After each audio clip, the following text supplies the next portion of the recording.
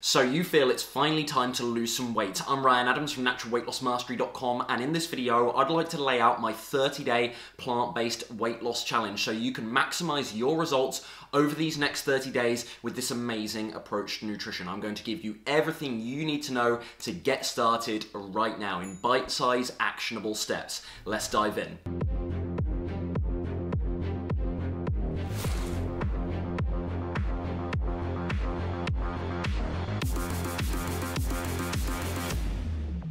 So some key rules here before we dive into the plan. Number one is simplicity. Listen, maybe you're new to veganism, new to plant-based eating, or simply new to the health and weight loss aspect of it. Either way, I'm assuming here that you're a beginner or intermediate at some stage. This sounds condescending, but you absolutely must. It's imperative that you take these very actionable baby steps, quote unquote. Why? Because many new plant-based dieters do indeed make the mistake of getting very confused, making it too overwhelming, rushing to the grocery store thinking they need a list of 50 ingredients, getting back, and rightly being extremely excited about this new approach to nutrition that they're adopting, but looking in their recipe book, making some very elaborate and time-consuming meal, which, yeah, tastes delicious. Okay, days 1 and 2 might be wonderful, but you hit days 3 and 4 with that sort of approach. Are you really going to be able to stay on track when you're spending 2 hours in the kitchen every day, when you think you need all of these things, when you're thinking about every food group and every nutrient in every meal, trying to come at it from this Puritan perspective? So whilst it's easy for me in this video to lay out a list, a blueprint based on the perfect plant-based textbook, if you will, with every nuance and semantic of nutrition, I don't think that's necessarily practical for those beginners and intermediates out there. So we need to make things very simple. If I could take that theme and plug it in your head for the rest of this video, I'd be very, very happy. So please apply that. Listen, number 2 here, health as well as weight loss. This is a big one. Anyone can lose weight. Anyone can take any diet out there, and believe it or not, if it's Pop-Tarts or Twinkies, you can lose weight. If it's carnivore or keto, you can indeed lose weight through this method of calorie restriction. It's a popular method. Is that healthy? Is that sustainable? Of course not. It's very likely that if you're attracted to this video, you've also got, health motivations as well as the weight loss. But let's actually practice that, okay? Let's not judge our progress solely on the numbers on the scales. Let's also care about our health and well-being, our longevity, our vitality at the same time. That's a key component of everything I teach here. And likely, because I know my audience fairly well at this stage, that resonates with you as well. This is also going to quite obviously be a nutrition-centered approach. That's not just because the title has in it plant-based, but that's also because that is what matters most when it comes to weight loss. The likes of exercise, rest, sleep, stress management, these are all undeniably key determinants of weight loss. But do they rank as importantly as nutrition? Absolutely not in my experience and according to the general health and scientific consensus on this. That's not a contentious statement at all. Most people think that weight loss is around 50% nutrition, 50% exercise. Absolutely not in my experience. It is much more about the nutrition. So this largely, we are going to cover exercise a little bit later on here, but this is largely going to be centered on good nutrition. And listen, final rule here, no going hungry. Most people, the idea of weight loss is synonymous with restriction, is synonymous with this extreme chore where they're going hungry, they're limiting their favorite foods. Listen, there's going to be an element of struggle during this 30 days for you. I'm sure of that. It's going to incur a little bit of suffering in your life. It's going to be hard work. I'm never going to say it'll be plain sailing, but you make it a great deal more effortless when you truly feel full and satisfied with your meals. Plant-based eating can be so wonderful from this perspective because of the low calorie density, the high fiber content, all the nutrients we're taking in with a decent balanced plant-based approach. It's so easy to stay full and satisfied and still lose weight at the same time with this methodology. By going hungry, you risk throwing in the towel altogether, you risk actually, yeah, you can lose weight, but you risk maybe losing weight too rapidly, it's unsustainable, so we want to feel full and satisfied. That's a key component here. So when it comes to getting started, a couple of points of note before we dive in.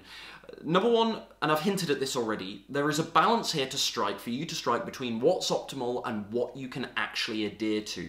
I factored this into this plan, to this challenge to some degree, but you also need to take a look at your own life, your own schedule, your own taste preferences, and you need to do this for yourself. That's something I can't help you with in this video. You need a balance between, as I say, what's optimal, what is quote-unquote perfect for weight loss, and what you can actually stick to. Think of this as a seesaw. You don't want to go too far either way. If you go too far just picking the foods you enjoy and what you want to do, you might well be sacrificing what is best for maximum weight loss. By going too far with maximum weight loss, you might be following a strategy that isn't that sustainable. So we want to strike a great balance. That's key. In a similar vein, consistency over perfection is a mantra I've shared a great many times on this channel. It's almost a Ryan Adams cliche at this stage. It is so important. As I've said here, we're not necessarily focused on being as Puritan as possible all the time. It's more about what we can stick to day to day. What sort of healthy diet, healthy exercise regime can we actually stick to day to day, excuse me. What is the danger of being too perfect? It's unsustainable, it can be unmanageable. It can be highly impractical in 2020 now to be absolutely perfect with your nutrition, to control everything going into your food all of the time. It most certainly can be. And finally here, you absolutely must, I implore you, this video is a wonderful place to start if I don't say so myself, but I implore you, you must learn as you go. A lot of people think they must learn before they take action. Huge mistake. A lot of people think they don't need to learn anything and they can learn in time. Also a huge mistake. You've got to learn a little bit now, and I hope you find this video valuable as a starting point. Yet at the same time, you absolutely must educate yourself periodically as you go here. We've got the internet nowadays, makes for wonderful resources to go out and get access to the information we need on plant-based nutrition, all sorts of wonderful channels. If you're not subscribed to this one, hit that subscribe button, hit the notification bell down below so you can stay updated on all the information I'm putting out there. But in other words, read the books, get the programs you need to help you stay on track, to learn as you go, get the information you need. This is just a blueprint to get started, as I say, but you're still going to have to educate yourself as you go. No need to do it all at once, no need to do it all before you get started. As I say, that can be bewildering. But on the flip side, don't do any at all. Don't do no information grabbing whatsoever. You have to educate yourself as you go, but you can do it as you go here. Food shopping, this is where it starts to get pretty daunting for people. They can get motivated, they can get excited, they start walking through the grocery store, they get confused about nutrition labels and whatnot. So here I want to share with you, I want to break it down, make it very rudimentary but applicable for you. I'm going to give you here 6 basic staples. So number 1, first thing that needs to go in your grocery cart here, grains. So whole grains, so the likes of brown rice, bulgur wheats, oats, whole wheat pasta, quinoa, whole wheat couscous, barley, and so on, okay? Grains, number 1. Potatoes, like sweet potatoes, white potatoes. You can also lump yams in this group if you're a fan. I personally like the large ones for baking, really delicious. You can chop potatoes up and do some nice oil-free, healthy, weight loss encouraging wedges in the oven there. Do nice potato and veggie stews and whatnot, but potatoes, wonderful staple from a weight loss perspective. Number 3 are legumes, so that incorporates the likes of the beans, the split peas, and the lentils. So we're thinking kidney beans, chickpeas, lentils, they're my favourite. I also love black beans.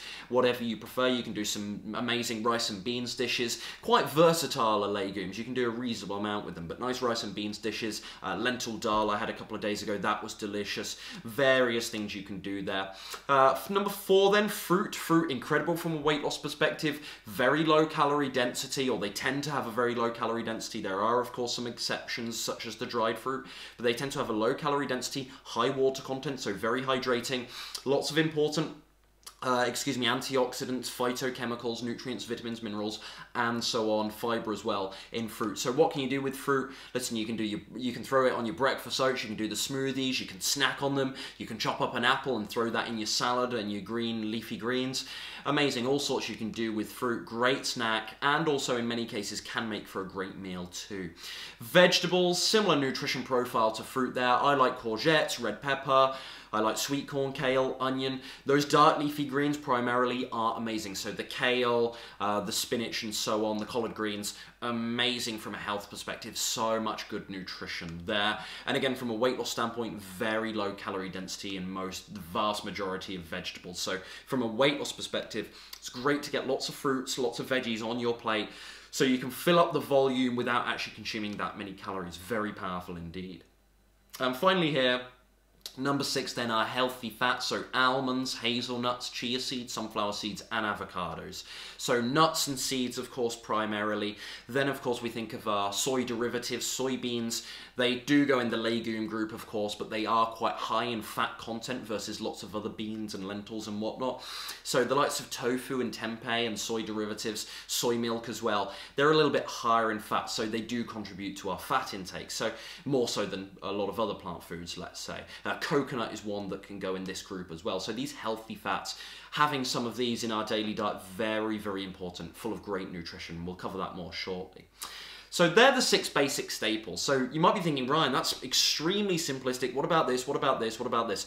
Listen, you can learn as you go, which is a point I'm about to share. You can learn as you, I've already shared rather, but you can learn as you go. You can experiment in time. You can make your meals exciting in time. For right now, though, we want to simplify so you can actually stick to this. So you can start forming these new habits without making it too complicated for yourself. That's key. So these 6 basic staples of grains, potatoes, legumes, fruits, veggies, and healthy fats, good place to get started. Couple of additional extras there that need mentioning, of course, the herbs, the spices, the condiments, seasonings, sauces, and so on, dressings. These are things you've likely already got a hold of, but these are things you can throw in your basket as well, things like nutritional yeast and so on, things like ketchup, barbecue sauce, salt, pepper, and various herbs and spices and whatnot.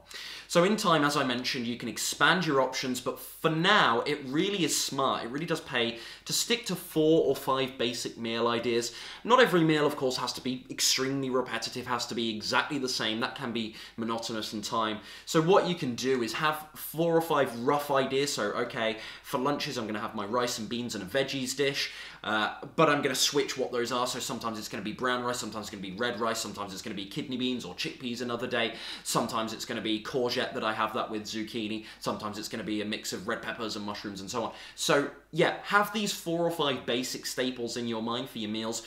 Stick to those for now. By extending that list, if you're a beginner, to 8 or 10, you're really, really going to be pushing the boat out there. You're going to set the boundary very, very high. It's going to complicate, not only your first few imperative grocery shopping trips, but also your kitchen stuff, also what you're doing in the kitchen, okay? Big question then, this is one I get asked a lot, to calorie count or not to calorie count, okay? This is huge. So listen, it's not necessary for many is the first point to note, especially at first. If you're a beginner or intermediate when it comes to weight loss, it's very likely that when you adopt this plant-based approach, I don't think it's the same for other diets, but when you adopt this plant-based approach, you don't actually need to count calories to see wonderful results. Why? A couple of main reasons, but largely because these plant-based foods tend to have such a low calorie density versus a lot of the foods in, of course, the standard westernized diet or even other so-called weight loss diets and other diets and whatnot. But yeah, the low calorie density there means that they yield lots of volume. Plant foods tend at least to yield lots of volume for very few calories. So you can fill yourself up, you can satisfy yourself, you can eat fairly generous portions at times while still losing weight at the same time, while still staying in this calorie deficit. So for many people, it's absolutely not necessary. And I can proudly say that I haven't had to count a calorie in 4.5 years now since going plant-based, since going vegan in the summer of 2015. And that was a huge relief after 18 months or so of calorie counting. So with limited results, I should stress as well. So really wonderful. You don't necessarily have to count calories. There are also, in my mind, a couple of downsides to counting calories, such as the sort of behavior that encourages. A lot of people then adopt this flexible dieting sort of approach, which I argue isn't optimal from a health standpoint, or isn't in many cases anywhere near optimal from a health standpoint. Also, it's kind of neurotic. It's a bit of a chore, and it sort of drives people insane. And to have a very, very bad, sorry, I shouldn't say such blunt a statement as it drives people insane. It can do. It certainly did me at times, and I am exaggerating slightly there, but it is neurotic. It can lead people to developing a very poor relationship with food, where they're completely uber focused on every little gram of food they're eating, worrying about every little bite they have, and whether that's going to lead to weight loss or weight gain and so on. So that's not really a mentally healthy way of operating when it comes to long-term health and weight management, I would argue. And I don't think that's a contentious statement at all there. So yeah, listen, it can take you down a bad path, and also it's not necessary. That's the first point of note on this. So I've already mentioned plant foods tend to have very low calorie density. Having said that, from time to time, I do encounter people that are taking, quote unquote, lots of the right steps. They've taken on lots of my nutrition protocols here. They've maybe lost the first 20 pounds, but they're really struggling. They hit a plateau. That might be when it's worth turning your attention to your calorie intake, to tracking your calories with something like Chronometer or MyFitnessPal, seeing where you stand. Now, that doesn't mean you have to track and measure out every gram of food you eat every day, but simply to have this preliminary look, to do this little experiment for 3 or 4 days where you do track your calories to see where you stand, to see where you might be going wrong. I think it's a very smart move at that sort of stage, where you've tried everything else, you've done a lot of other troubleshooting, let's say. So what I'm going to do on that basis is put links in the description box down below for some online calorie counters, so you can start to see where, and it is an estimate at the end of the day, but it's taking your measurements there, it's taking your data, and it's going to spit out a number for you there of the amount of calories that you, your metabolic rate, the amount of calorie burn.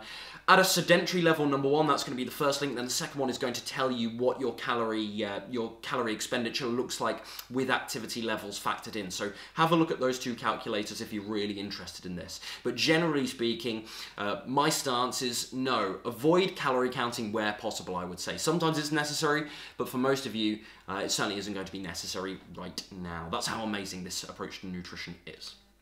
Or can be, I should say, when you take the right steps. So, a couple of final points to note on the nutrition front before we get into the details of this.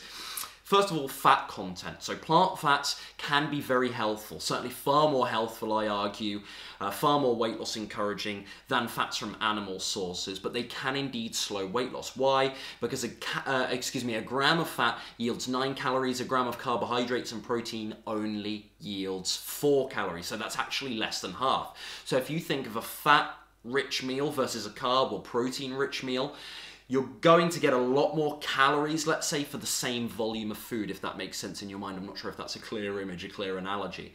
But in other words, volume-wise, you're much better off focusing on the carbohydrates and the protein versus the fat. Still having some fat because we want to access those benefits of these healthy plant fats. They can be wonderful for the blood, for heart, for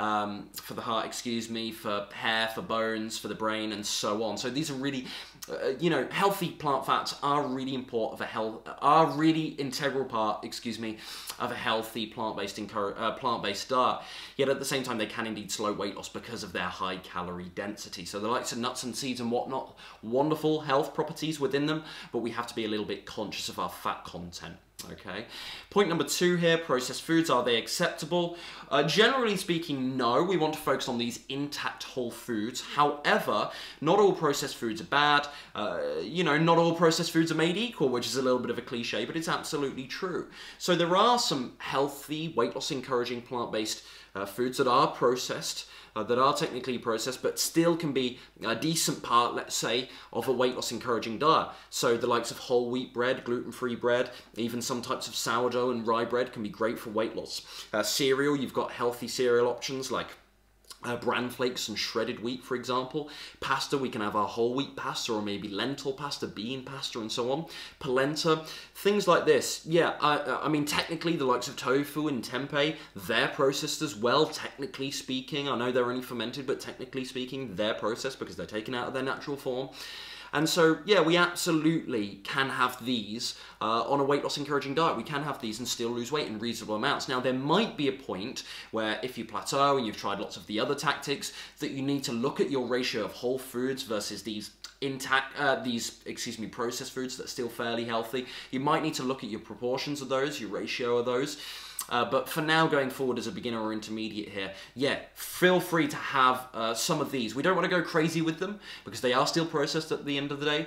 By processing and refining a food, you are naturally going to strip away some of the fiber and the other important nutrients there. The calorie density is likely going to be larger as well. So we need to consider that. We do need to consider that. But generally speaking, yeah, you can have some of these things.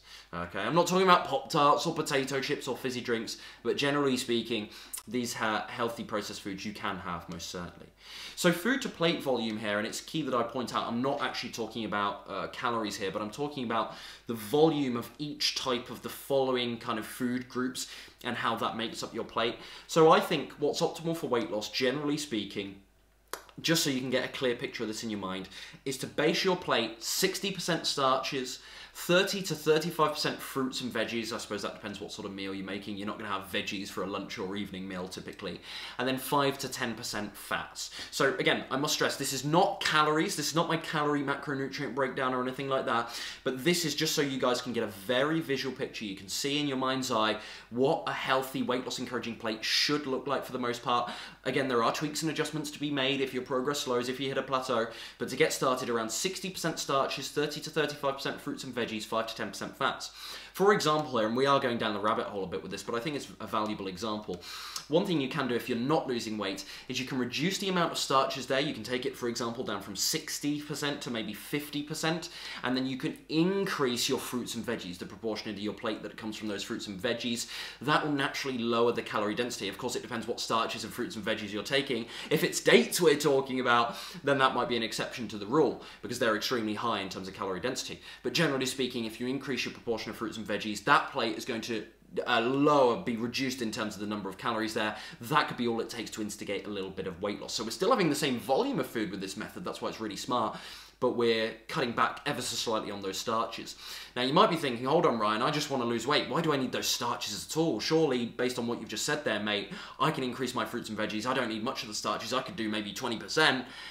And my weight loss will be amazing. Well, the danger with that is you're having such low calories because those starches like the legumes, the potatoes, the whole grains like the oats and whatnot, the brown rice, they have bulk, they have calories, they have a higher calorie density than some of the aforementioned, and so you give yourself at least a decent amount of calories to thrive and survive while still losing weight at the same time. So we don't want our calorie deficit to be so large that it's completely unmanageable. So we need those starches in there. I can't stress that enough. And finally, important note 4 here, no oil. We don't want oil. Yes, oil can be found, is derived from typically a healthy plant food, sunflower, vegetables, coconut, and so on, but it's refined again and again and again. And in that process, we're stripping away lots of good nutrients there. Oil in itself can be a calorie bomb because it's just, as I say, stripped away of these nutrients, especially coconut oil, an absolute calorie bomb, okay? So just a little bit of the stuff can yield 100, 200 calories. So we don't want to use oil. If you're a big cooker when it comes to oil right now, if you're a big user of oil right now, you can start frying or sauteing your food in a splash of water in a non-stick frying pan. Sometimes you don't even need water, but a splash of water. You can use soy sauce, you can use vegetable broth, you can use applesauce. Of course, it depends what you're doing, but you can easily cook without oil. For some people, they're so traditional about oil that this is mind-blowing, but you absolutely can do it. Give it a shot. And in terms of, because a lot of people, they might throw some oil on in their salad dressings and whatnot, what you can do instead is just season your food well in the first instance, okay? Just make some nice healthy dressings without the oil. Nice herbs, spices and seasonings make your food taste amazing so you don't need or miss the oil, okay? And if you're baking in the oven, just use lined baking paper. That's a big tip. So, this obviously begs the question for many people watching this, you'll be thinking this right now. Okay, Rai, how often should I be eating? The big question. 4 or 5 smaller meals per day, 3 large ones. Should I do this intermittent fasting stuff? Should I not eat in the morning and so on? This is a huge question for many people. So how often should you eat? So again, just so I can give you some context on how I'm thinking when I answer this, in my mind, I'm thinking about your adherence, what's going to allow you to succeed and thrive with this plant-based methodology, lose weight over the long term, lose the weight and then keep it off, okay? That's what I'm thinking here. I'm not necessarily so much thinking about what is absolutely perfect, what's going to yield the most weight loss. And I'm not, of course, thinking about no weight loss whatsoever. We have to be objective here. I am results-oriented with this stuff.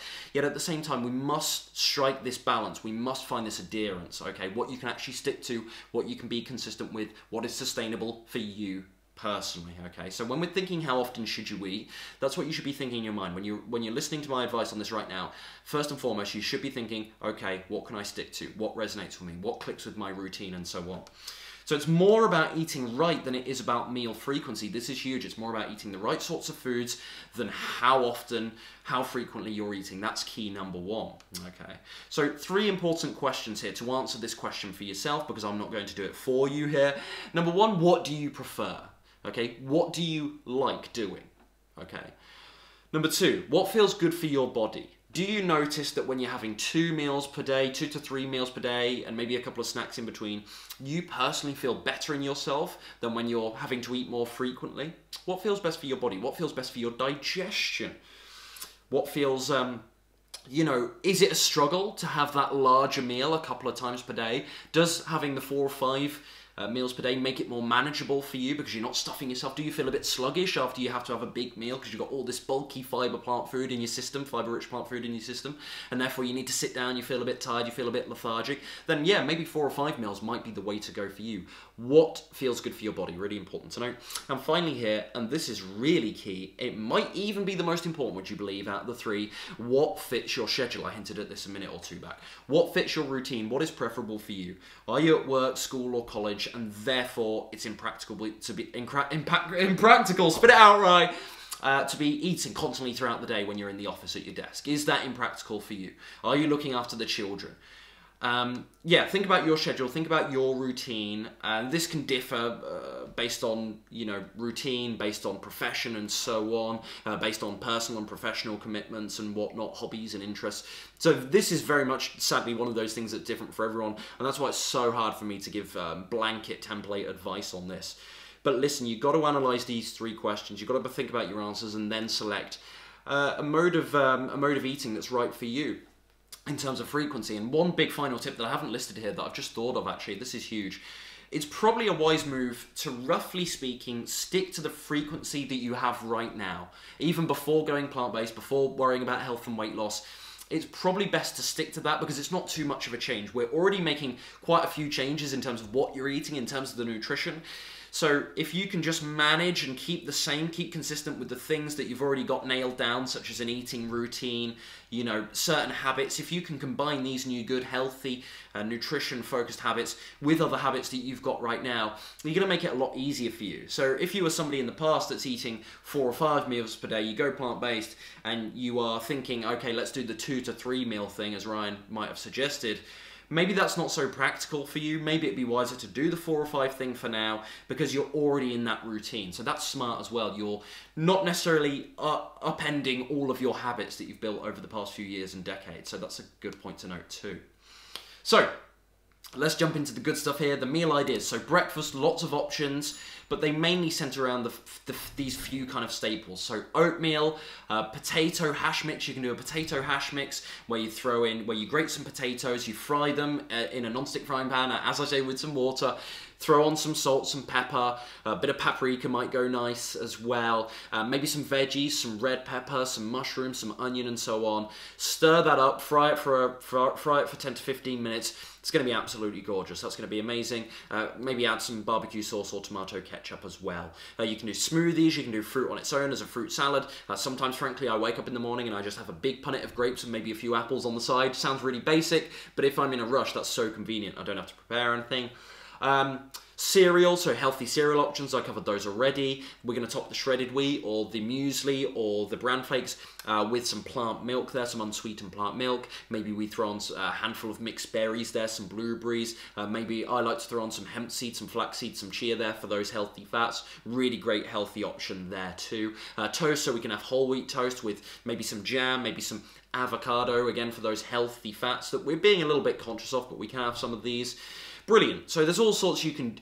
Sorry, I say there's all sorts you can do there. That's a contradiction with what I said earlier. Pretty basic staples there, but within that, you can create quite a lot of variety in terms of switching things up here and there. As I say, in your oatmeal, you can change it up whether you have plant milk in there or water, whether you have berries, bananas, chia seed, flaxseed, and so on. Maybe a little bit of nut butter as well for something different. All sorts you can do there, okay? Lunch. Tofu stir fry is a great one, so taking a block of tofu or half a block of tofu, slicing it up, frying it for a couple of minutes in a non-stick frying pan, maybe with some onions, maybe with some garlic as well, bit of seasoning there, bit of soy sauce, then throwing in, you can get them quite handily now, bags of prepared mixed stir-fry veggies. If not, you can get your own bean sprouts and shredded cabbage. You can shred some cabbage, some red pepper, that sort of stuff, a bit of carrot there and whatnot. Throw that all together, stir it, and then throw the veggies in, I should say. Stir for another cook on high for another 2 to 3 minutes. Voila, amazing. Bit of soy sauce, delicious, delicious. That's perhaps not so high in carbohydrates, so maybe for some of you, you want to add a little bit of brown rice to that. That might be great. Or some rice noodles in a similar vein.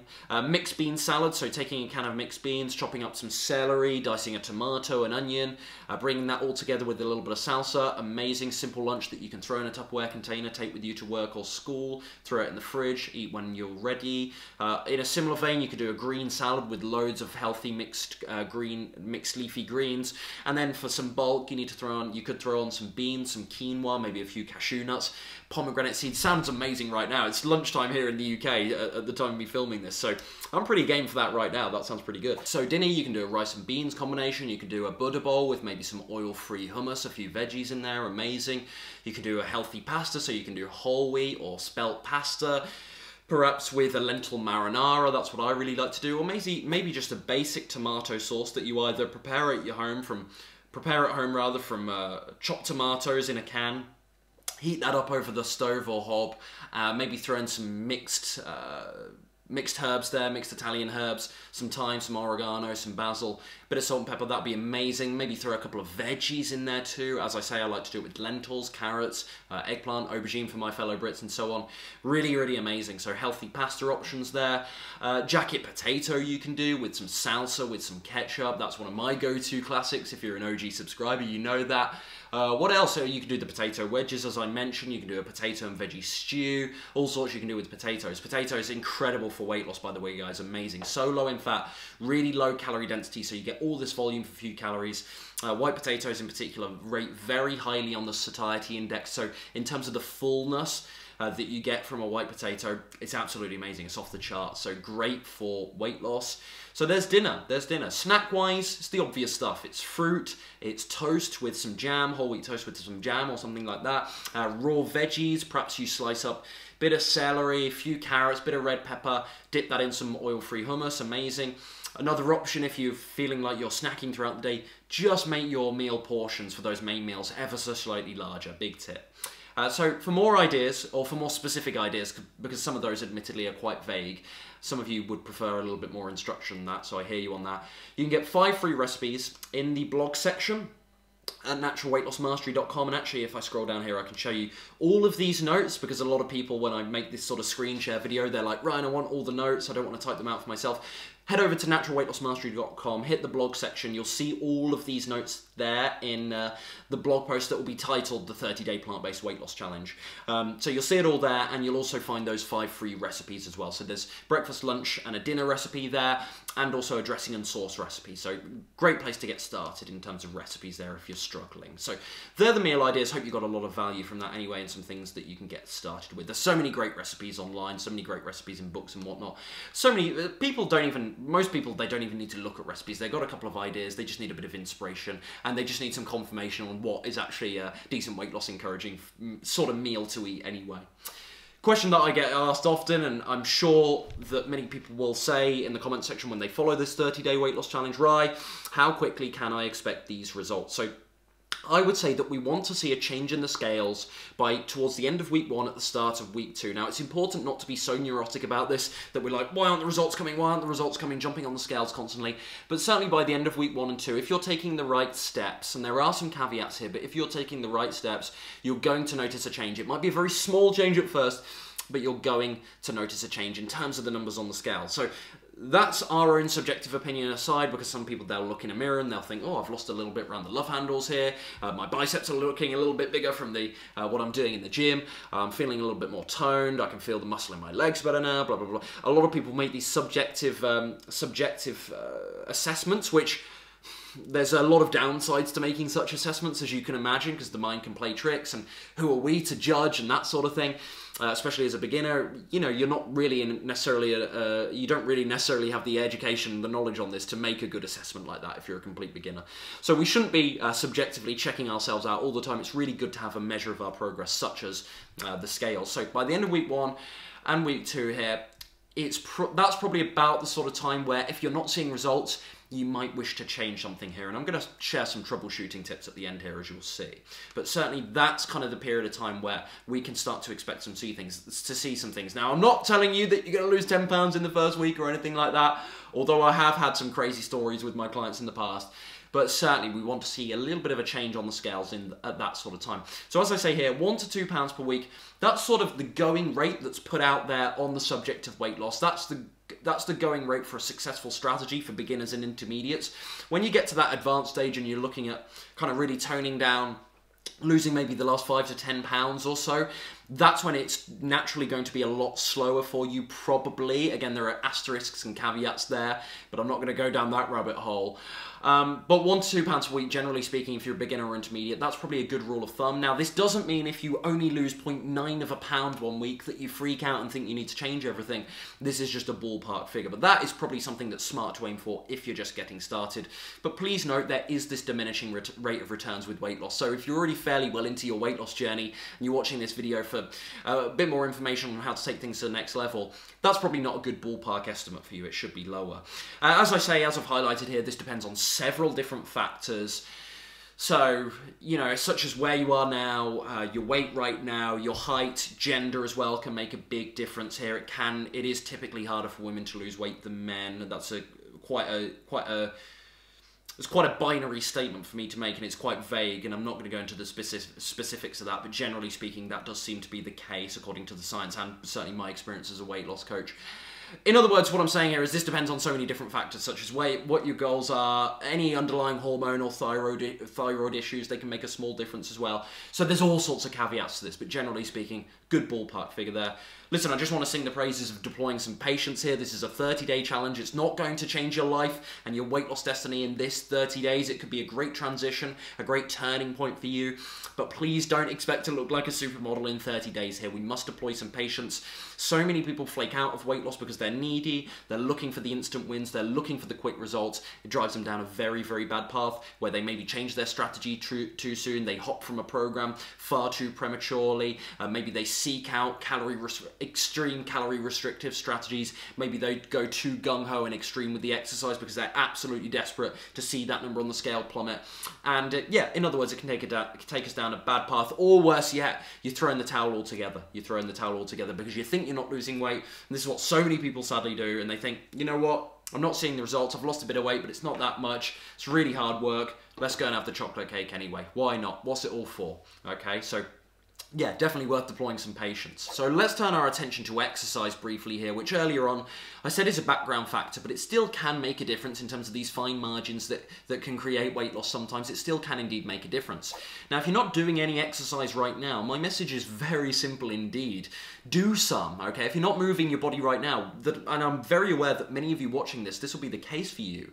If you're not moving your body right now and you drive to work and you drive everywhere and you don't have any activity during your weekly schedule that is particularly laborious from a physicality perspective, listen, do some exercise. Just go out and do some, whether it's a 10-minute walk around the block a few times a week, maybe you jump in the pool, your local pool, do some swimming twice a week, even if it's just 20 minutes. Do some if you're not doing any right now. In time, we can fine-tune things. You can work on form, technique, you can up the intensity, up the frequency in time as you become more advanced. If you're not doing any right now, just do some, I implore you. Not only is it great from a weight loss perspective, but also, and I would argue more importantly, from a well-being perspective. It's amazing in terms of vitality, it's amazing in terms of energy. A lot of people think they'll get more tired if they do more exercise, which can of course happen, but it's amazing what it does to your energy to have a little bit of exercise in your daily routine. Just a little bit can really help with energy levels, I find. It's also something that I find to be very, very therapeutic, a great stress reliever. So from a mental standpoint, it's something that has great benefits too. So do some exercise all in all. Cardio is wonderful. Cardio is brilliant for calorie burn. So objectively speaking, cardio for weight loss, wonderful in terms of the calories it can burn. Resistance training can also be great. It can also be a decent burner when it comes to calories, so it can be good for weight loss. But at the same time, and this depends on the intensity and the impact, but at the same time, cardio does win on that front in terms of calorie burn. But where resistance training is wonderful is in terms particularly of the maintenance and growth of muscle mass. So if you have ambitions to also have quite a toned physique as well as just lose weight, maybe you're doing some strength training in the gym, maybe you have ambitions at least to have a little bit of muscle as well and tone up in several areas, well then resistance training should be a part of your fitness regime as well, I would suggest, not just cardio. Cardio, again, can be decent with muscle maintenance, but if you're incorporating some resistance training in there, while slimming down, you are going to maintain a little bit more muscle. Now, what's important to note here, because a lot of people, they just think they can target fat loss rather than weight loss. But when you lose weight, when you slim down, you are inevitably going to lose some muscle with it. That is just a fact. You can't just isolate the fat and just target that. You are going. Now, there are steps you can take. There are steps that you can take to minimize the amount of muscle that you're burning, and one of them would be to incorporate some resistance training with a cardio-based routine. So I hope I've explained that well. So they've both got benefits, but really depends on what your goals are, and also what you prefer to do as well. Running, swimming and cycling are by far the best in terms of calorie burn. Now again, as I've hinted at, this depends on the intensity, it depends on the impact. So if you're doing a very light jog, it's not going to be anywhere near as good as, for instance, a high intensity, even sometimes a high intensity weight training session could actually burn more calories than a very low intensity run, if that makes sense, a very light jog. I hope I've explained that well. So yeah, it really does depend on the intensity, but generally speaking, running, swimming, cycling, incredible for weight loss, incredible in terms of the calorie burn. But again, that does depend on intensity and impact. So that's exercise. Now we need a decent way, and I hinted at this earlier, to monitor our progress as we go here. So we can be objective about our results. We can know if we're moving towards our goals or not. We can feel really great by doing that as well. You know, measuring our progress, feeling fulfilled along the way. And also here, by monitoring our progress, we can see when it's perhaps time to adjust our strategy, to change something a little bit, to do a little bit of troubleshooting. So this is really, really key. So one thing you can do in terms of the weight loss is before and after photos. You can take a photo, on day 1 of the challenge, maybe one on day 14, then one on day 30, day 15, day 30, and so on. So you can periodically take those. Now this is difficult because we've got different lighting conditions, whether you do it at what sort of time of day you do it, maybe you do it in a different mirror, different camera, and so on. So try and find a place in your apartment, let's say, where the parameters don't change, if that makes sense, which can sound a bit strange, but so you're in control of your environment, I suppose is what I'm trying to say by parameters. So you set a framework for when you're going to take these photos, what sort of lighting, with which camera, and therefore you create that consistency. It's just a bit more accurate than taking one photo with your iPhone, doing a selfie with your iPhone, then doing one like a stand-away photo with your Canon. It's going to be very hard to make out the differences. You might think you're regressing in terms of your progress. You might actually think you're progressing more than you actually are, and because using different things and having different parameters, having a different environment for taking photos, using different tools to take those photos can really throw things off and distort things, okay? So that's important with before and after photos. Now, best of all, and again, this is something I mentioned earlier, weighing yourself is the best way to do things. There are lots of ways to monitor your weight loss progress. Again, one of them is before and after photos. Another one is taking circumference measurements. Another one is feedback from others. These are all hit and miss, I think, compared to weighing yourself. I think weighing yourself does have lots of downsides. There are these natural fluctuations. You need to have a good strategy for weighing yourself as well. You can't just do it sporadically, and I'll talk about that briefly here in a second. In other words, it's not perfect, but it's probably the best system we have for monitoring weight loss progress, I would say. So weigh yourself, and here's the way I would like you to do it. Doing it every day can be excessive because the changes are going to be so small, and because stepping on the scales every day can be a bit of a painful process for people mentally. It can be a bit disheartening for people. They start to, perhaps more and more you jump on the scales with many people, the more and more they become conscious in a negative sense of their weight issues, the more they worry about what the scale's going to say. Can be very, very mentally torturous, to say the least, to constantly be jumping on the scale. So I think a nice balance is every second day, or alternatively you could do it maybe 3 days a week, so Monday, Wednesday, Friday. But every second day, or Monday, Wednesday, Friday. So it balances out a couple of times a week in these fairly even, at least, intervals. Probably a smart thing to do, and write that down, right? A lot of people, they just plant the weight in their mind and they think, oh, what was I? Was I 73.1? Oh, okay, it's got... You got to write it down, write it down. Big tip as well. Because we're doing a 30-day challenge here, because the change isn't going to be huge, to see if we're moving in the right direction, we want the number on the scale to be as specific as possible. So try, if you can, and measure in pounds. That's probably better than kilos or stones. And try and get a scale. If you don't have a scale right now and you go out to buy one for this challenge, good move, by the way, I like the commitment. Try and find one that goes to like at least 1 or 2 decimal points. They don't round up or anything like that. You want them to go to 1 or 2 decimal points, so you actually have that accuracy and reliability there when you make these conclusions and assessments after jumping on the scale. You might be changing your strategy based on a really poor weigh-in if you don't do this, like one that's based on kilos, one that maybe rounds up, for instance, doesn't go to decimal points. You might think you're not losing weight. upend, excuse me, a great deal of your strategy very prematurely and completely erroneously. So that's a big point as well. So weigh yourself every second day. Big tip as well, weigh yourself at the same time every day, right? A lot of people, they'll weigh in at 6 p.m. one day, then it'll be the next time they go to the gym, so it might be 4 p.m. on a Saturday, then they jump on the scale they've got in their bathroom at 5 a.m. one morning, and it's all over the shop because at those different points in the day we've got food in our system, or we might not have food in our system, different clothes on, and we might be talking about very fine margins here, but again, these are the things that can throw us off and give us a false reading, lead us to making a change or getting really disheartened, perhaps prematurely in many cases. So yeah, try and weigh in at the same time every day. I would suggest it's best to do it in the morning without clothes, after you've been to the bathroom, before you've eaten any food, before you drank a sip of water. Again, sounds very specific, sounds hardcore, but that's the way you're going to get the most accurate measure. Now, it's still going to be difficult because the scales are a nightmare. There are these natural fluctuations, women's time of the month, sodium retention, water retention. These are common examples of why people's weight fluctuates, but that doesn't necessarily mean that your weight loss progress isn't thriving. That's an important point to know. So, scales are great, but not the best. Scales are the best, but there are some weaknesses there. There are some vulnerabilities, in other words. So don't get too disheartened by them, that's for sure. We want to make sure we're on the downward trend and not microanalyzing every weigh-in, okay? Blood work is another good one. So this is strictly from a health perspective here, but you could get your health markers checked, your blood work, your cholesterol, and so on. Do it on day one or before day one of the challenge, then do it at the end. Great way of monitoring your progress from a health standpoint. And finally, some troubleshooting tips here to wrap up. So I spoke about fat content towards the start of this video, right at the top here.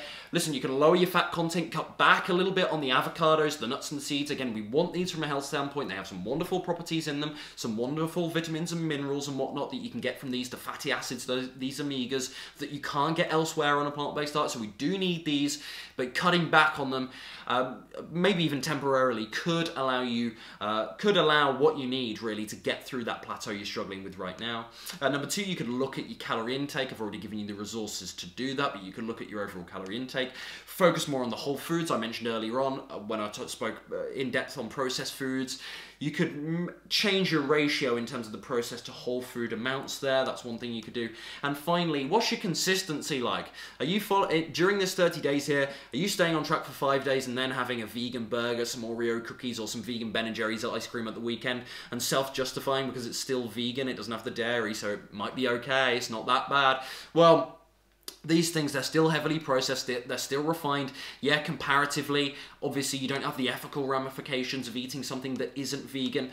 And yes, maybe comparatively it's got lower saturated fat and whatnot, maybe it's lower in calories, but these still aren't optimal from a health and weight loss point of view. So what's your consistency like? Just by being more consistent, by eliminating the alcohol on the weekends, by eliminating that meal out from time to time, you can actually take your results up to a new level. So that's important to know. So as I said here, to wrap up, these notes are going to be saved over at naturalweightlossmastery.com in the blog section. Hope you found this video really useful. I know this is a lot of information, and I started out by saying, listen, I don't want to confuse you, I want to make this simple, and I do think I've given you some clear, actionable soundbite steps here to get started with that I do think are simple and basic. But at the same time, this is still a lot of information, so digest it. You don't need to worry about it all at once, as I say, but keep reading through this. Hopefully you've taken your own notes as well.